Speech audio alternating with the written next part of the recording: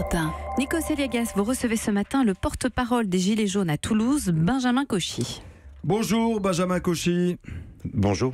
Vous êtes en direct de Toulouse ce matin, on vous présente comme l'un des porte-parole, on vous voit dans les médias, porte-parole des Gilets jaunes sur les barrages de Haute-Garonne. Comment on devient porte-parole? Vous avez été élu, vous vous êtes autoproclamé, vous avez juste pris la parole?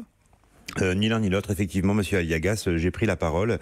Vos confrères ont souhaité à plusieurs reprises me solliciter et désormais, à l'échelle nationale, nous sommes une petite poignée de porte-parole qui avons été identifiés et du coup nous avons désormais plus de facilité vis-à-vis de vous pour porter nos revendications et la colère du peuple français. J'entends, car il n'existe pas de hiérarchie officielle, il n'y a pas de procédure de désignation de représentants, mais est-ce qu'il y a un chef des Gilets jaunes aujourd'hui, après 6 jours de manifestation?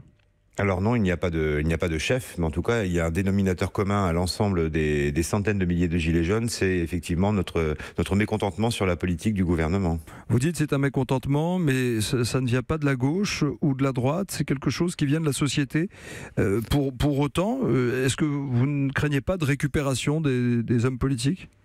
Alors, les Gilets jaunes, c'est pas un mouvement apolitique, c'est un mouvement transpolitique, c'est-à-dire qu'il couvre, ça veut dire qu'il couvre le spectre politique dans sa globalité, et qu'au sein des Gilets jaunes, nous avons des gens qui ont voté Mélenchon, d'autres qui ont voté Le Pen, d'autres qui ont voté Fillon, mais même d'autres, je vous l'assure, qui ont voté Macron. Donc, il y a vraiment un spectre extrêmement large, et donc, effectivement, la récupération politique, et on pourrait même parler de récupération syndicale, c'est quelque chose dont nous avons conscience. Nous sommes satisfaits que les syndicats rejoignent, entre guillemets, et soutiennent le mouvement, mais pour autant, nous ne souhaitons aucune récupération politique. Qu'est-ce que vous faites dans la vie, Benjamin Cauchy ? Je suis cadre commercial en assurance. Et comment on se retrouve cadre commercial sans histoire, même si vous avez été par le passé un étudiant engagé dans un syndicat, comment on se retrouve à la une des médias pour parler de la société française ? Il y a une responsabilité. Effectivement, il y a une responsabilité, mais c'est ma responsabilité de citoyen. J'ai toujours été passionné par la chose publique, engagé, c'est ce qui me fait vibrer depuis plus de 20 ans. Et donc, lorsque les Gilets jaunes de l'agglomération toulousaine se sont réunis, c'était une évidence pour eux de me demander de leur filer un coup de main à ce niveau-là. Alors, on l'a dit, c'est le 6e jour des contestations et des blocages. Ça a commencé avec le ras-le-bol des automobilistes contre la hausse des carburants. Aujourd'hui, les revendications sont plus larges. Vous demandez quoi concrètement ? Eh bien, ce que l'on demande est en 3 points. La première chose que l'on demande, c'est des états généraux sur la fiscalité. Là, on voit déjà que le gouvernement rétropédale, donc ça veut dire qu'il commence à entendre la colère des Français, mais de manière plus générale. Ah oui, absolument, c'est clair. Donc nous attendons plus largement des états généraux de la fiscalité.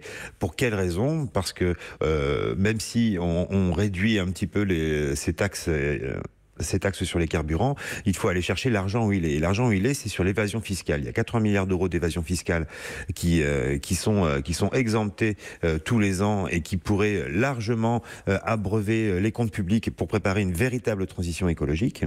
Donc voilà ce que l'on demande. La deuxième chose que l'on demande, c'est une revalorisation des bas salaires. Je vous rappelle que nous sommes à même pas 1 mois de Noël et qu'il y a des gens actuellement qui sont en train de se demander si le Père Noël va ramener un plein d'essence ou un jouet pour leur gamin. Et ça, c'est juste pas possible. Vous n'avez pas peur des dérapages, Benjamin Cauchy ? On entend vos revendications, vous vous exprimez. Mais regardez, il y a quand même des victimes, 2 personnes ont trouvé la mort, il y a des blessés, il y a des débordements, parfois des choses qui tournent sur Internet et qui ne servent pas votre cause. Comment vous allez faire justement si vous voulez monter à Paris samedi pour garantir que tout va bien se passer à ceux qui veulent participer ou à ceux qui ne veulent pas participer ? Alors déjà, concernant les incidents et les décès, qui ne peut être désolé de ces drames, et évidemment les Gilets jaunes à l'échelle nationale, nous condamnons tous ces actes de violence et portons condoléances aux familles des 2 personnes décédées.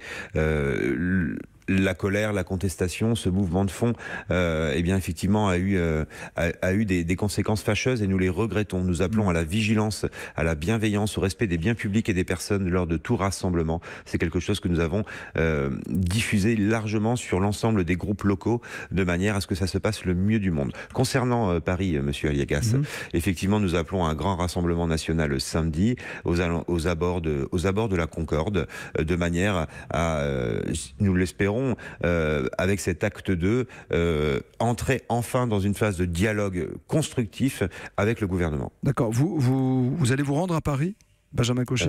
Je serai présent à Paris, absolument. Est-ce que vous avez l'autorisation de la préfecture pour ce rassemblement? Alors nous avons jusque ce soir, minuit, pour faire une demande. Informer. Absolument. Merci d'avoir été avec nous en direct de Toulouse et merci à notre correspondant sur place, Benjamin Peter, d'avoir permis cette interview.